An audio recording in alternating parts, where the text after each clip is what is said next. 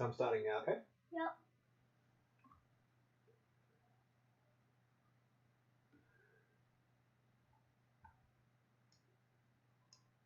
Okay, so welcome to the Bendigo Tech School. I'll just turn my camera on so you can see me. There we go. All right, so welcome to the Bendigo Tech School's online streaming week. Today we are actually going to be talking about some 3D printing. So I will be doing that for you today. And I've got Rafi in the background. You want to say hi, Raf? No. He's down there, but he's working hard. He's working on his reading eggs today. So he will be doing some literacy. Hey, bud. And he's got his headphones on, so he's not going to listen to me at all. As usual, I'll do a quick tech check before we start. Number one is, I've got some new gear. Thank you, Latrobe. So we should have a good, stable internet connection, which is great. I have also taken on everyone's feedback, and I have ordered a microphone today, so we'll be having a good mic that's going to be coming in the next couple of days, which is great. I'm also getting a audio DAC and a mixer because, as I've discovered, laptops don't have the greatest sound cards, and so you'll be getting a bit of distortion in the sound and a lot of fan noise as well. So that'll be coming in. As I've got my good headphones as well. I'm not wearing them now, but I'll have some headphones. So I'll be as professional as I can be from home wearing a tracksuit. So what we're doing, again, I'll let everyone know because a lot of people are new every time we start. We're doing this on YouTube live streaming. I'll just change my page so you don't have to see that. I'm going to move this down here. Okay. We are using YouTube live streaming, which has about a 20 to 30 second delay in what I'm talking about and what I'm doing to what you're seeing. So feel free to use chat on the side. You do need to log in to use chat. Any questions you have, please put them down there and I'll see them and I'll probably answer them 20 seconds or 30 seconds later as I see them. So I am working on a couple of screens at the moment, so I'll be looking up a fair bit as well as looking down too. So that's kind of how it works. Also, YouTube's and most live streaming platforms are kind of compressing their feeds at the moment because everyone's on the internet, so the resolution might be a little bit low on this current stream, but I am going to record it the second I finish this blurb. And I will record this for high resolution uploading as well. So I'll have a high res version of this video coming up as we go. I'm also just going to quickly change my computer settings so it's going to be a little bit easier for you to see. It just means it's a little bit harder for me to see, but I'll deal with it. So there we go. Okay, that should be all we need. All right, I'm just going to go back into my software and I'm going to record this session. So let's look across here, hit record. And away we go. Okay, so again, feel free to let me know in chat if there are any issues with sound or mic quality. That will hopefully get better in the next couple of days when I get some new gear. So let's jump into it. So today we're going to be looking at 3D printing. So at the tech school, obviously, we have lots of 3D printers. Students love using them. We had a range of Up Mini printers, and I'll just quickly show you what they look like. I'm going to bring this across into my screen here. All right, so these are a lot of the printers that we had at the tech school. These are all the printers that we had at the tech school. You'll find that these are also the printers that you'll be using at schools a lot as well. So these are the great little portable Mini 2s. They're really small, they're really light. They've got a handle, you can pick them up and you can carry them around. So we had a lot of those. So I might talk briefly about those because a lot of schools will be using these as well. What we do have now, though, I'll just get rid of that, is we have a bunch of these machines called Gensers, 3D Gensers. There we go.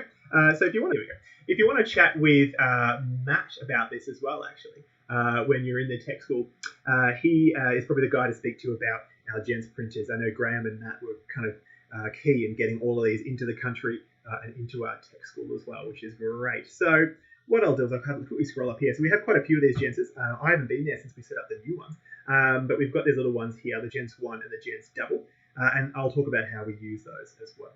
I'm just looking at the stream up here. I'm just making sure I'm still live. It looks like YouTube might be buffering a tad. All right, that's okay. I might just close my viewing window down. There we go. So that way it should be a bit easier. My bandwidth is okay, so it could be on YouTube's end, but I'm sorry about that. But we'll keep on going. So yeah, so we'll be looking at how these printers here, these Gens printers kind of work. I'm just going to move this screen as well up here. There we go. Okay, so they're the printers that we have at the tech school, like I said. So we've got a double, which is this kind of two-head one here. for printing. We also have another printer, which is what is called a resin printer. I'm not going to talk too much about that today. I might actually do that in another session later in the week because it's a little bit different to how these ones work and how they print. But these are the ones we're looking at. All right, so what I'm going to do is I'll move that out of the way and I'll jump in here. Black. Rafi just onto level 21 on reading eggs, so we may be having these general pauses every now and then to congratulate dear Rafferty on his reading eggs achievements.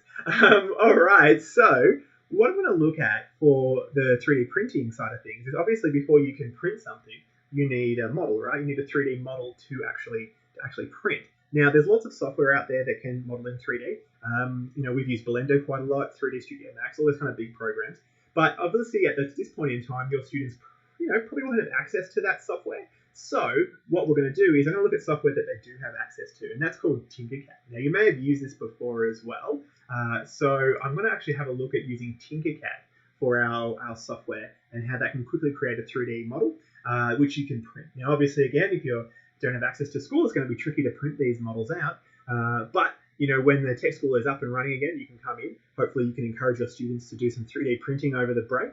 Actually, no, it's not a break, is it? over the home learning. Do some 3D printing, and then they can bring those models into the tech school when we're done, and they can kind of print those out as well. So I'm just checking and making sure my stream's okay. It's still live, so I'm sure I'm okay, but it looks like it may just be buffering on your end. So hopefully YouTube's okay down there.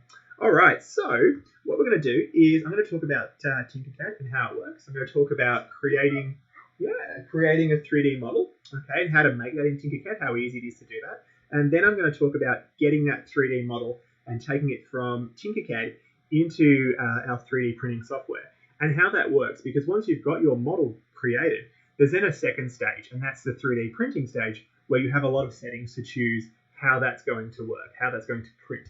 Things like slicing and beds and supports and those kind of things. So there's a whole other side of 3D printing that you kind of need to get your head around as well. And it's also a way of, if you know how a 3D printer kind of works, then you can kind of design your 3D model around the limitations of a 3D printer, okay? Because even though 3D printers are great, they're not foolproof. You can't just put a model in there and then, come back in a few hours and have a completely 3D printed model. So we'll see how we go there as well. Okay, so let's jump into it. So TinkerCad, it's free software by Autodesk. So Autodesk, of course, make big boy 3D software as well. So this is kind of like an entry level into that, which is why it's free. I think it gives students a chance to kind of play with basic 3D modeling before they jump into some bigger software as well. So it's free. It just requires you to log in and create an Autodesk account, so your students can create a student account if they want to. You can also, as a teacher, create a educator account. And with that one, you can set up a classroom, you can invite your students into that room, you can share models, you can collaborate on 3D projects, those kind of things as well. So when you start TinkerCad, you'll have those options to come in as a student, as an educator to create a class, or just as a general user. So I've logged in pretty much as a general user because I'm guessing that's what you'll see as well. All right, I'm just going to make sure my stream is okay. I'm always worried about my stream. Let's just make sure it's okay. All right, again, let me know in chat if you're having issues with the stream, and I'll see if I can make some changes on my end. All right. So what we're going to do is we're going to look at how this works. So once you start TinkerCad, okay, you're greeted with some of your previous models that you've made before. All right, they're going to be sitting down here, and then you can pretty much create a new design. Okay, we'll talk about circuits and code blocks a little bit later, but I'm going to create a new design. All right, now I'm just going to double check. I just want to have a quick look at YouTube up here, and I'm just going to make sure, while that's loading down there, I'm just going to make sure my stream's going okay. All right, so you can hear my fans going crazy, so I'm looking forward to getting that mixer very, very soon, so this won't happen. Okay, let's have a look. Cool, we're streaming fine. Excellent. All right, so it's working fine up on YouTube up there, so that's okay. Let me just close that down. Wonderful. All right. So I'm going to jump back in here. So now that you are in TinkerCad, okay, you can see the layout. You okay, bud? Yeah, that's cool. You can see the layout of what we have here. So we're working in 3D space, okay? So you're given this work plane to work with. And unlike, let's say, Photoshop or Illustrator, where you have an X and a Y, we now have a Z, right? We now have depth. And so you can kind of rotate this around. I'm just clicking my middle mouse button here to move that plane. That's kind of drawing. And I'm going to click my right mouse button, and you can see I can actually rotate around this space, okay? And because this is a 3D modeling program, just like working in vectors, it doesn't really matter at this point the scale that you're creating this in. Okay, so we could create a box the size of my house. That's okay, because when I go and print it, I can kind of scale that down. And in fact, it'll automatically scale down to the software that we're using anyway, the printer that we're using. So I might just quickly bring that up. So here is my printer software for the gents, and I'll explain how this works a little bit later. So let me just jump back to TinkerCad. Okay, so when you start working, you don't have to stress too much about sizes, okay, because we can fix those a little bit. All right, so here's our working space. If I hit home at any time, it brings us back to that home position. If I hit this one here, I can basically sit just to a front or just to a top view. I can automatically align it, or again, hitting home will bring us back to that kind of view there, ready to go. And you can see my my grid is snapping to a 1 mil grid. Okay. All right. So now let's make some stuff in 3D. All right. So it's pretty easy. So what TinkerCad does to try and make it easier for you and for students is, instead of giving you nothing to work with and you have to kind of create everything from scratch, they give you a bunch of shapes, okay, a bunch of primitives to work with. And I think that's really good because it's a lot easier to work from shapes you already have. Okay, so creating something out of something else is a lot easier. You can use the shapes and you can use these elements to create something. It'll save a lot of time. So we have some basic shapes, which are all down the side here. If we click through here, we have text and numbers, obviously.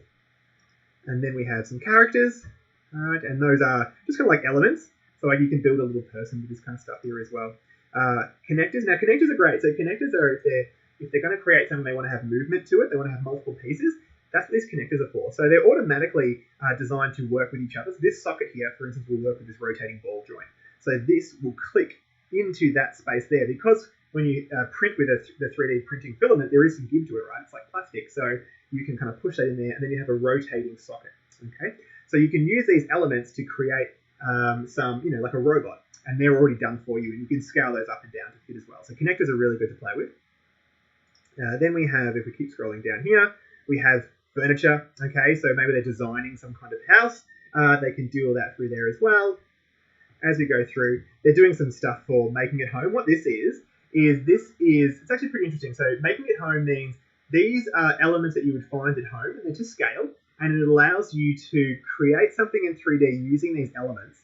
So I can use tissue roll holders, paper roll holders, build some kind of 3D model here, and then because I don't have access to a 3D printer at home, I then use these elements that I found right at home to build it. So you can use TinkerCad to kind of build your robot. Yes, buddy.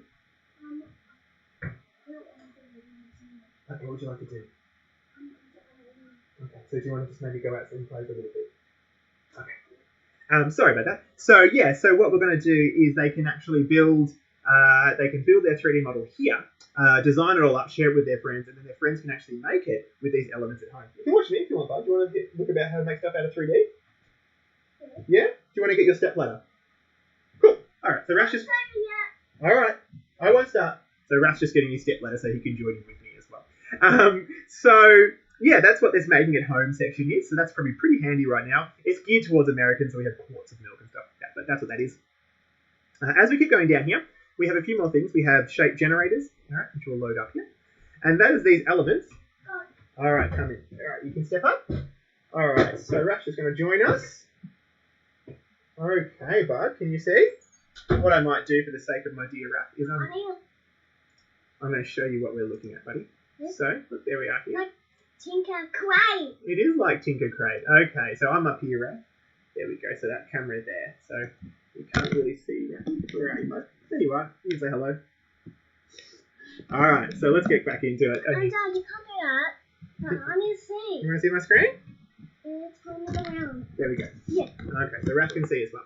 All right, wonderful. All right, I might just turn me off so you don't need to see me. Okay, so then with these images here, these are generators. So these allow you to create elements and then change the properties of them. So generate, like make something. This is cool. Now I've got someone who can ask me questions on the fly. I like this.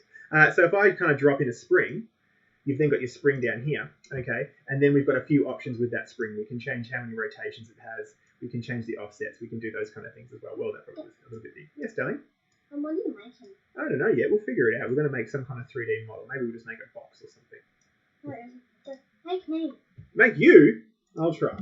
All right. So that's what your generators are. Okay. And there's quite a lot of those. If you scroll down, there's like normally 2 pages. So you've got sprockets and joints and those kind of things as well. Build something. Yeah, I'm going to very soon, buddy. Then we have... Pause. Yeah? Talking about some cats. Okay, going to the toilet. Raph's just going to go to the bathroom, and I'll talk about some other things. We're not building anything yet, though. And then we have some different collections down here. So you can actually start to... It's okay. You can actually start to create a collection of elements that... Okay, buddy. A collection of elements that you're going to use a little bit later. You can do that down here as well. Okay, so now we've done that. Raph will be back in a second. I'm sure he'll be the highlight of this session today. It's wonderful. I'll show you how we're going to actually build anything. Now let me just make sure we've got everyone there. Okay, chat's working okay, which is good. All right, so what we're going to do now is we are going to kind of create some kind of 3D element. Okay, so we're going to get that model built, and once it's ready to go, we're then going to use that and we're going to start to print it. Now, I don't have a printer at home, so I'll do that in software. All right, Raph's back. Good work. Okay, so let's build something, Raph. So what we're going to do is we're going to use a shape. Now, we'll build something really simple. We'll build like a house as a real simple example. Okay? And then can you actually 3D print your house? Yeah, we can. Yeah, we can go to the tech school and we can print it. Maybe you and I'll go for a drive and get it printed. We'll see Graham and that. Okay. So what I'm going to do... No silliness today, okay? All right, so what we're going to do is we're going to drop our cube in there. So when you click on any of these elements, it automatically drops into this space. And so what we're going to do now is we're going to kind of have a look at what this looks like. So I can kind of scroll in here. All right, so there's probably a little bit of lag at the moment, mainly because I'm doing about 5 different things on my computer. I'm recording this screen while streaming, while doing everything else as well. So probably a little bit of lag here, but you should be okay on your end. So we can see we've got the default size there. Now I can scale that however I like. I can change those dimensions, okay? I can click on the number and type in a dimension and do it kind of manually that way. So if you want to be really precise, we can do it like that. Okay, and you can see I've got these control handles here, so that's for changing the scale as well. I'm going to undo that, and we've got our rotation. Okay, so we can kind of move that around as well. And that's pretty much how you can move these elements. It's pretty basic movement, but it's enough to kind of get what you want. Now I'm going to rotate around here so you can see what's going on. Yeah, build a house. Yeah, we're going to build a house, bud. So I'm just going to bring that back to our front view there. All right, so now we've got our square. Okay, so it's as simple as that. Now, if we want to then, say, put a hole in this box, all right, let's just say we want to give it we'll make a tunnel, right? Why don't we make a tunnel? Okay. Yeah, buddy. Is that the middle? Is that like the floor of the house? It's just a box. I'm just doing an example. Okay. So we sure can. Yeah, we can. So then what we're going to do is I'm going to give this a tunnel. So how TinkerCad works is again it uses shapes to edit or create shapes. All right. So the first thing I'm going to do is I'm going to grab a cylinder. I'm going to drop a cylinder in there. Okay. And then I'm just going to kind of rotate this cylinder around. So. Well, it's a cylinder, bud. So it's kind of like a circle, isn't it? So I'm just going to zoom out a bit. And I'm just... It's a very tall circle, yeah. And I'm just going to rotate that around. Oops. So let's just kind of zoom in a bit. It's a bit tricky because, like I said, there's a bit of lag going on with my screen and you. There we go. So thanks, buddy. So now I have my cylinder here. What I'm going to do is I'm going to bring that scale down a little bit. And I'll bring that across here. Looks like a chair. Yeah, it does look like a chair. All right, and what I'm going to do now is I'm going to kind of bring this out. All right, so now I have kind of this cylinder shape here. I can move it by holding it, and I'm going to put it through that box. Okay, so now if I kind of scale around, scroll around, you can see it's through that box there. Okay, and what I might do is look, I'll put it a little bit higher. There we go. So now we've got my cylinder through that box. So we have 2 shapes here. So if I was to send this to the 3D printer, it would just print this as one shape. Okay, so what we're going to do is I'm going to click this one up here.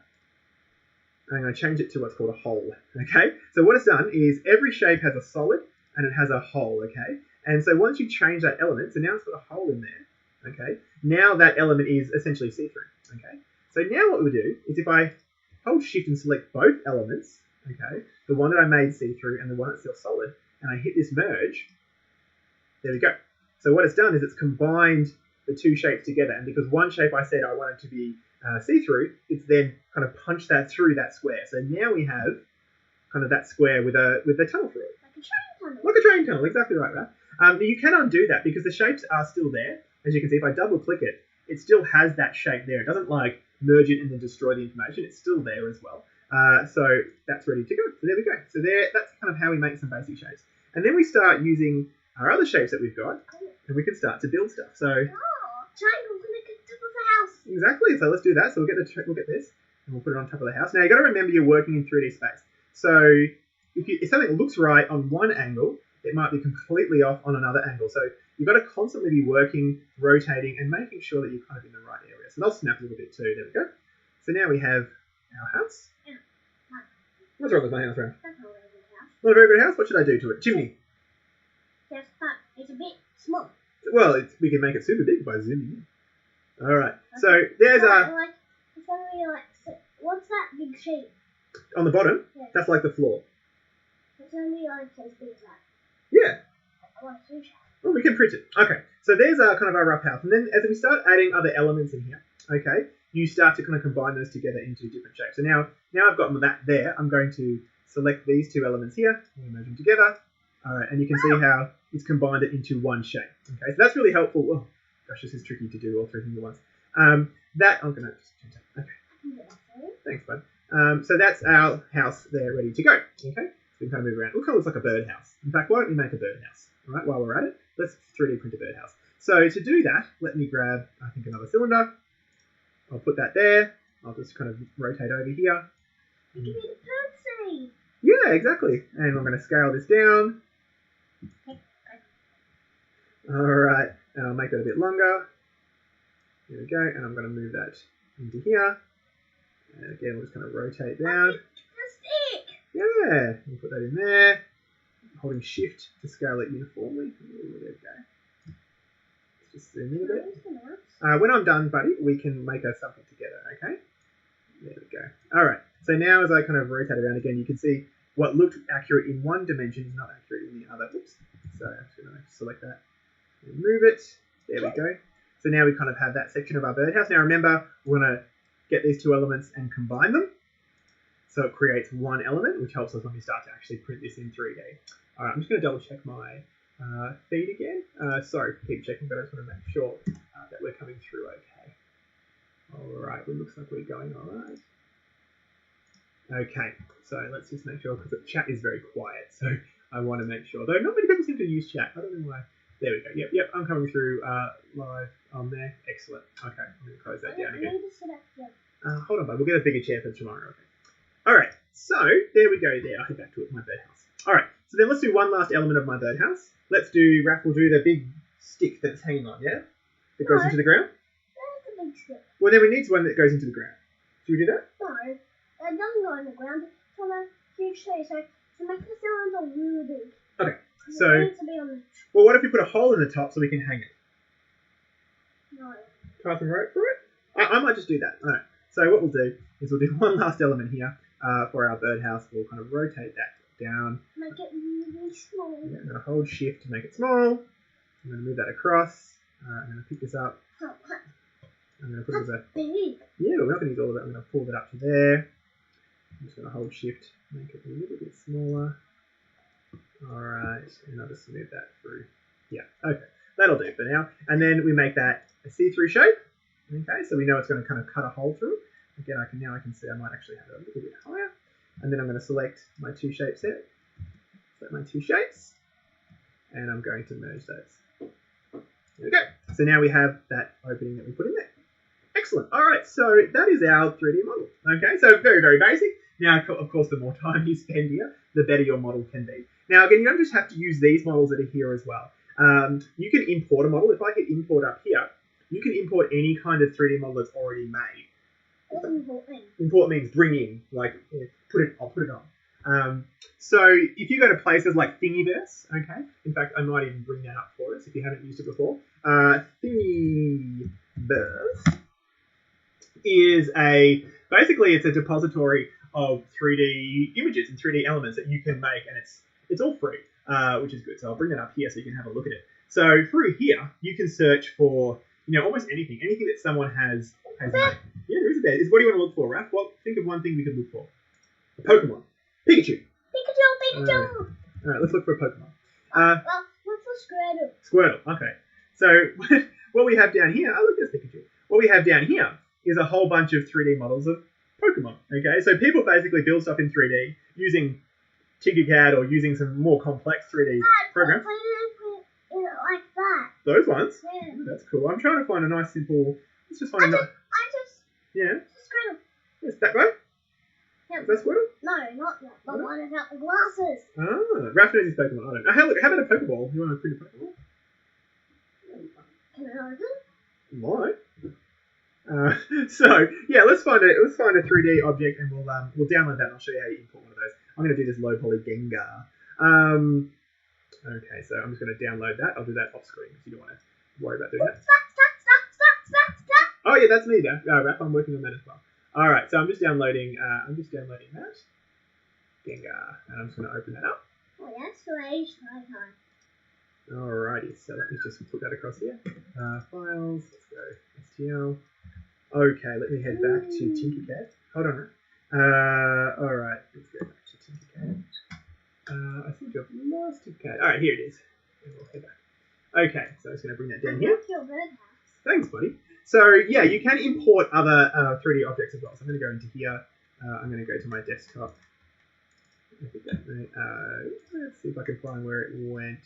Let me check that. If there's Gengar fix STL, I might just drag that in. Cannot read. Let's drag it from here. Alright, we got there in the end. Okay, so I'm just going to import that. Are you going to make just a Pikachu? I think it's called a Gengar. Alright, so I'm just importing that model. I'll see how we go while that's doing that. So yeah, so you go, there he is. Whoa, there he is, Raph. Now he's massive, so let's move him out of the way. And I might even just scale him down. So yeah, so you can import 3D printed models or 3D models that are already made, and you can work from those as well. Okay, so that's where things like Thingiverse are really, really helpful. So I'll close that. Yeah. So if there's something you're looking for, you might want to go in here, try and find, a version that someone's already made and make some changes. Because everything in Thingiverse is Creative Commons. Okay, so everything that's been made here has been made so other people. Yeah, I like those Pokemon. Cool. All right, we'll do those a little bit later, right? All right, so let's head across. I'm just looking at the time. All right, we've got a bit of time. So yeah, so you can import models as well, and you can work off those. So I'm going to delete Gengar because I don't really want him in my shop. All right, so now we have that. We can keep on going. We can keep on building and making stuff here, or we can print it. I might just show you a couple of other things you can do as well. So if we click this little Minecraft looking icon up there. Let's see how we go with it through here. It's just loading a little bit. All right. Might just be struggling to load. I guess lots of people are probably using this at the moment. I might just head back to my model. I might even try the Lego one, see if that's going to work for us today. There we go, and I'll make that more detailed. There we go. So what? Yeah, made out of Lego. And what's that little base bit? That's just the logo of TinkerCad. So what that does is that basically shows what your 3D model would look like out of Lego bricks, and it shows you the exact bricks that you need to use as well to build it. So again, you could use this for your students that are at home. They don't have access to a 3D printer. Maybe they've got access to a lot of Lego. I'm looking at you, Graham. So maybe they could build something in 3D. Use the Lego section. Use the Lego section, and then then build it. Okay, and they can actually get the plans out of here as well. They can see exactly how it works by going to layers.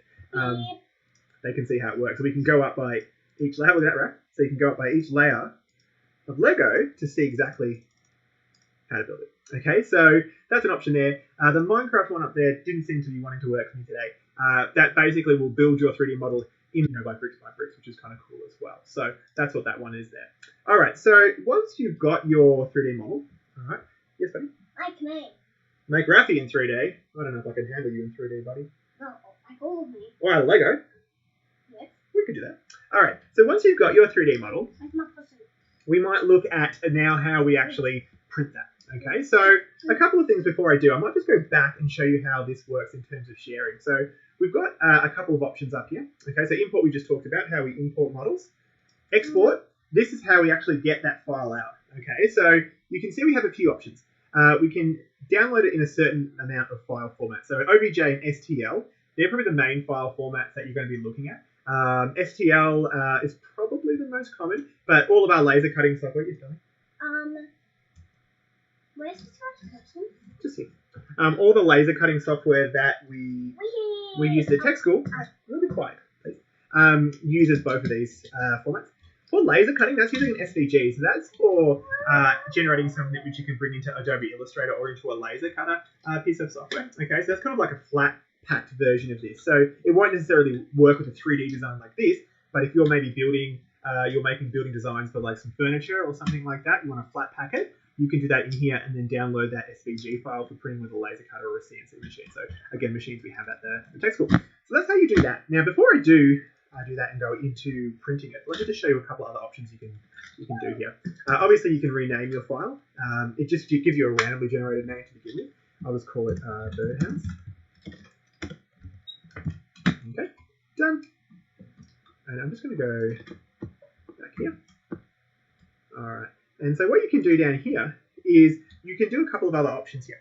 So in terms of your design, you might want to share it. So by default, they're all private, okay? But if you want to, you can put it into a public view, and then you can share this, okay? So what it'll do is it'll generate, I'll save those now, it'll generate a link, okay? So, similar to a YouTube link, and then you can share that link, and then other people can get your model, and they can make changes to it, they can edit it, they can build upon it. So again, something really good for your students to do. You might get one student who might want to create something, or a group of students want to create something.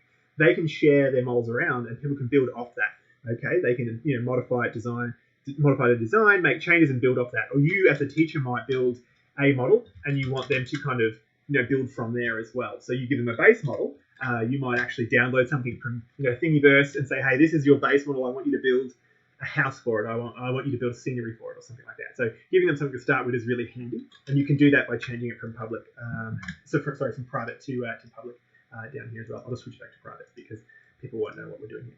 All right, so that's kind of it there. So I'll go all the way back to my designs just to show you this as well. Now everything, so you can see it's saving. Everything is cloud-based, so once you log in, you can log in anywhere. Okay, and whenever you log in, you'll have access to your designs. All right, and it saves pretty much automatically too. So it's all cloud-based. So hopefully, the internet is working for you okay, and you can do that as well. So you can see they're all private, but if it was public, you can see how many people are talking about this and sharing it, and those kind of fun things. But anyway, we'll get back into this one.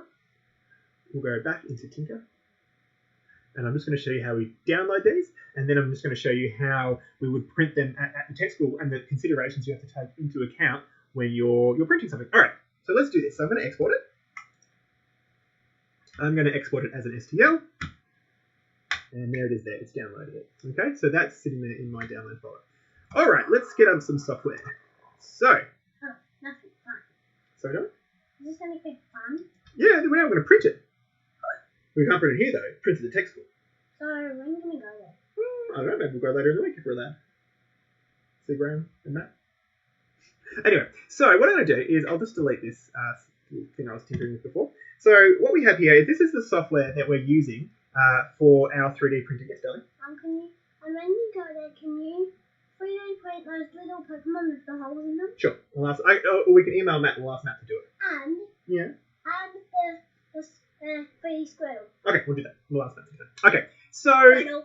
now we have this. So this is our 3D printing software. Now, this is designed for our printers. Okay, that's why they're there. So I've got it set up for the double jets. Okay, so the double means it actually has two heads that will extrude material. Okay, so normally you have one head, so one bit of filament, maybe just red. But with a double, you can print two colors at once, and it can change those as you go through. Okay, the industry I haven't even touched yet.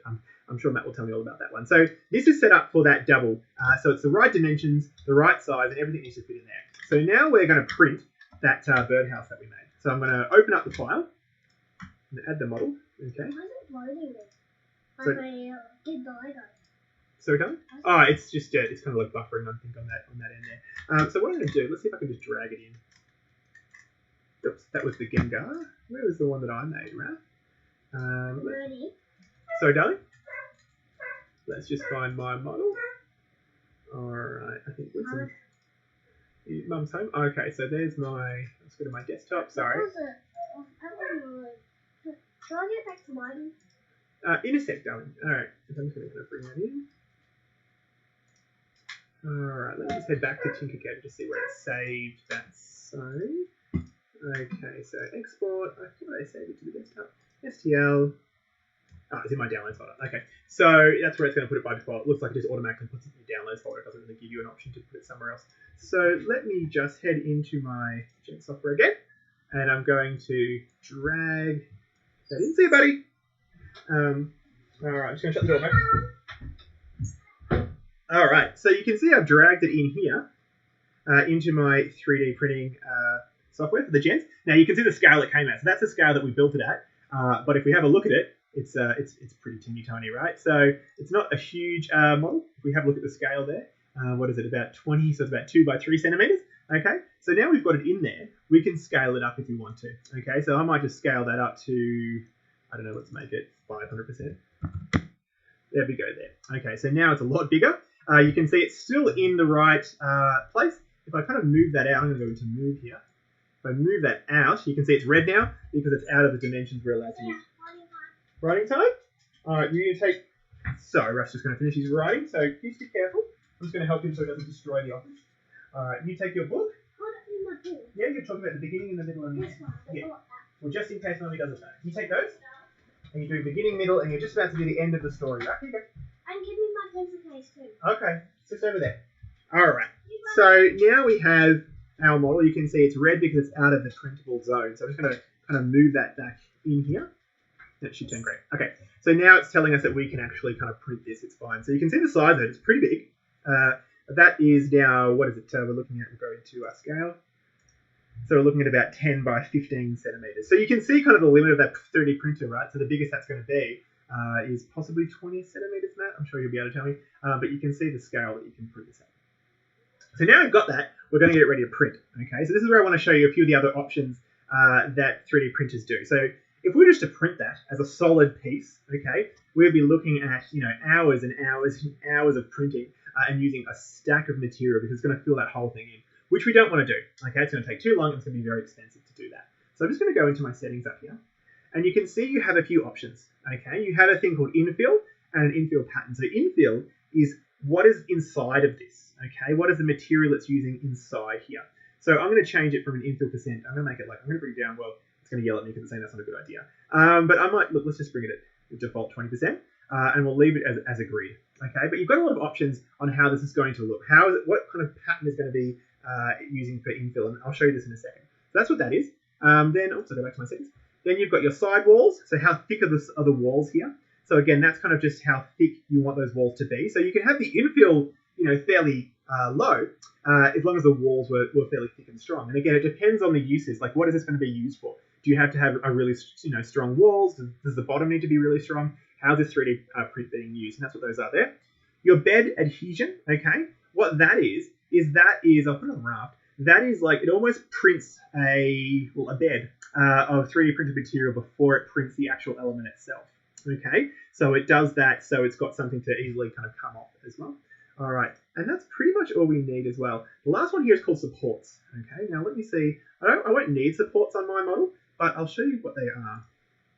So with supports, you've got auto, manual, and disabled. Okay, so if I go into manual here, you can choose what kind of support you need. Now, a support, if I could explain the support, I guess, a little bit better, let's just have a look at this element here. Now, because that element's flat on the ground, all right, that's going to be pretty easy to print. It's going to build it up. But if this was sticking out here, okay, and coming out the top here, all right, what will happen is the 3D printer is printing this in layers. So it's going to try and print that, we'll call it that pole, right? It's going to try and print it coming out here. Now, obviously, it can't do that, right? Like, it can't print in air. It's going to fall. So what a support is think of it like a beam, all right? And it will print this beam first that it will then support that pole on, okay? So it can actually print that. Now, what I would do, though, if this was sitting up here, all right, I probably actually wouldn't print it like this. That would be a bad way to print it, okay? Because it means that it has to build a raft or a support to hold it up. That's more time. So what I would actually do, let's just say this did have that beam up there, is you'd probably want to rotate it, okay? So if I kind of rotate it by... I don't want to do it by that. We'll get there eventually. It's minus 90. There we go.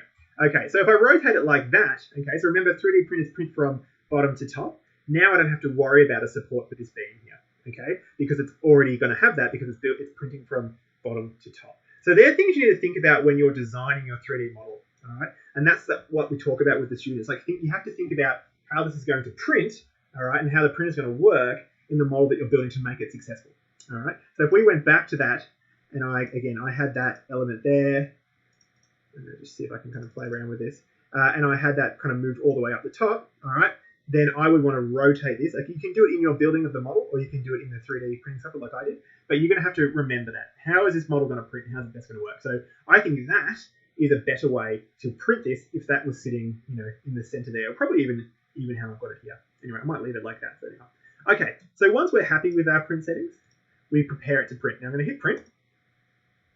It'll start to process this. My fans might speed up again. It's slicing it. Excellent. And now it's done. Okay, so slicing, and there's the bed there. So slicing is it's going to print in layers. So there's 621 layers. So 3D printers print in a layer at a time as it moves up. So if I zoom in here, and you can see just how solid this is, and I bring this all the way down. There we go. Okay, so there's the raft. Notice how we said we picked the raft. So it prints that first. That's not part of our 3D model. It's just the thing that's going to print on. Let me just check, make sure everything's going okay.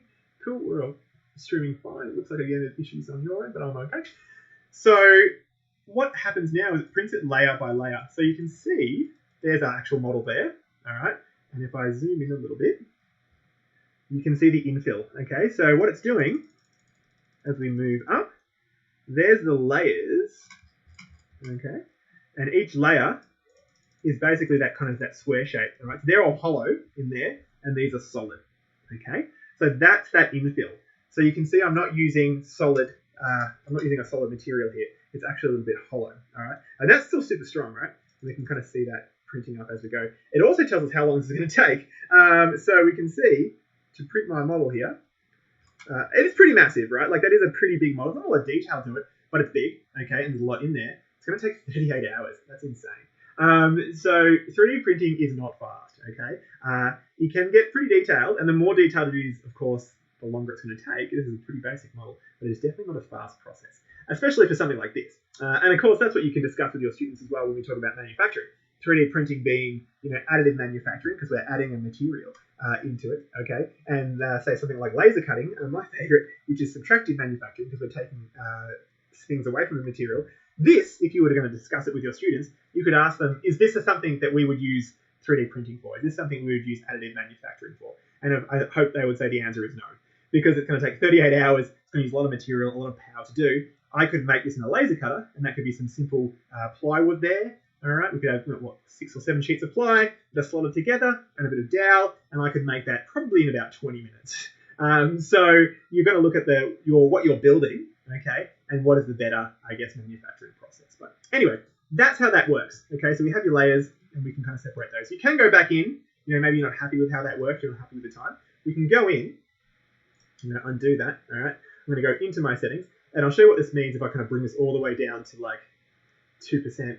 We'll take it from a grid to a zigzag. We'll bring that. So I'm going to make it like really bad, right? Like the quickest print you can do. Let's prepare that for print. And let's see what this is going to look like.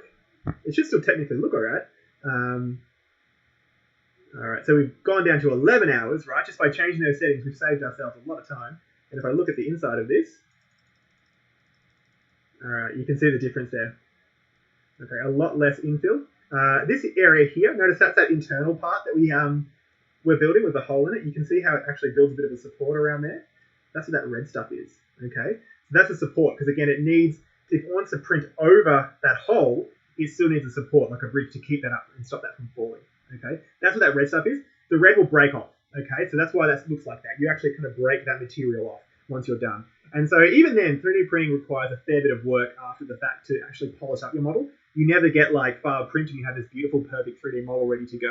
You always have to go back, and clean it up and those kind of things as well. All right, so that's probably about it, really. So that's kind of ready to go. I can hit file print, and I can then come back in 11.5 hours, and I'll have a birdhouse. A very small birdhouse, but I'll have a birdhouse. So that's how it works. That's how 3D printing works. Okay, so we create our model. All right, we try our best to make it while we're making the model, be as creative, I suppose, in our design as possible, but also think about the limitations of 3D printing. And then we bring it into 3D printing software, and we can make some changes to how it looks, basically try to make it print as best as we can. And then we have our model there ready to go, and we hit print, and that's it. So I don't think I have really much else to show you, because this is the point now where you really do need to play around with this stuff. You can download the Jets software. So again, these are for the printers at the tech school, the Bendigo Tech School. You can download the software, no problem, and you can use it, and you can import models, and you can test it out, and you can get it ready to go. And you can, optimize it as best you can for what you want to print. And then you can basically export that as a file. So when you do come into the tech school, or again, your students come into the tech school, they can bring that file with them, and we can just plug it straight into the printer and we can print out their object. So that's why I like the Gensers as well. It lets you kind of do everything even without having a printer in front of you. Okay, so I guess as a plan of attack as a teacher, what I would be thinking of doing would be getting your students to have a play with TinkerCad and to look at some models and build some models, okay, and have a play around with that. Talk about 3D printing and talk about how 3D printing works. We have a couple of programs that have 3D printing in them, which we'll be putting online very shortly. So I'll direct you to those once they're up so you can kind of check them out. And they can actually see how 3D printing works. See how TinkerCad works. We've recorded a bunch of videos on TinkerCad, so that'll be there as well. Get them to make something. Get them to download the 3D Gent software. Again, it's free. And when they choose a printer, I'll just exit that for a second. When they choose their printer, what they can do is choose like one or double, and they're the ones that we are using at the tech school mostly.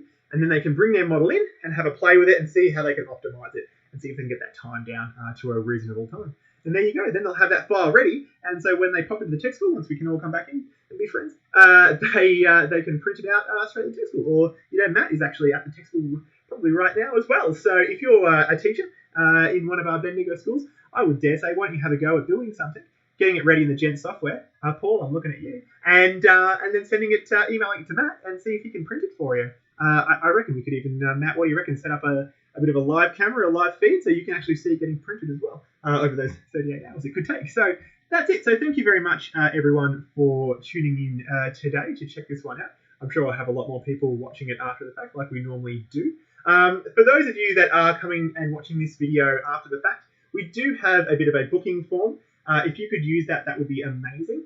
It's obviously free to do. It just gives us a bit more information and numbers that we have to do a little bit later for reporting. That'll be great. There's also a survey that we don't need to do, but we would really love it if you did. There's a survey as well, and I'll put the link to the survey. In fact, I will try and let me just find that survey link. I had it ready in my 40 million tabs I had up here. So we'll bring that survey link up as well. And if you could just use our survey once you're done and have a go at doing that, that would also be superb. Again, it just kind of helps us out in our reporting a little bit down the track. So I'm just going to bring my survey link up because I know I had it in the other video. All right, we'll kind of scroll all the way to the end. Okay, do I have it here? If I don't have, actually no, I do. No, I don't. Anyway, I'll put the survey link up a little bit later. All right, so that would be it. So that's about it from me. So thank you very much. We have more sessions running this week. Why don't I plug those while I'm here in my last couple of minutes? I'm sure I've lost everyone by now anyway. They've moved on. So let me just go into our tech school page and I'll tell you what we have coming up. In fact, I'll bring them over here. Let's do a bit of a plug. Okay, so coming up, what we have in the next few days is we have laser cutting tomorrow, my favorite. We'll talk about laser cutting and how laser cutting works, which is a good segue from 3D printing, obviously. I'm going to do another design thinking session tomorrow, the following day, which is all about design thinking. This is a really good one. I would strongly recommend this one for, and when is the 28th actually? That is next Tuesday. I would strongly recommend this one here if you have a laser cutter at your school, which I know a lot of schools do, and they're still covered in dust. Lightburn is the software that pretty much most of the schools I know around us in Bendigo can use for their laser cutters. It's amazing. It's kind of like a combination of Adobe Illustrator and laser cutting software, and it controls everything, so you don't need to worry about this kind of stuff here, but I'm going to talk about it as well. So I'm going to do a big session on that as well next Tuesday, which I strongly recommend. And then we've got some Illustrator and design classes for the remainder of that week. And then I'll have up the following week's programs up pretty soon. So thank you very much. I'm going to jump across and I'm going to stop this feed. Remember that you will also have, I'll upload after this, the high-res version of this video so you can play it back and see it a little bit clearer. And my voice is running out. I haven't had a drink for an hour. I need some water. I will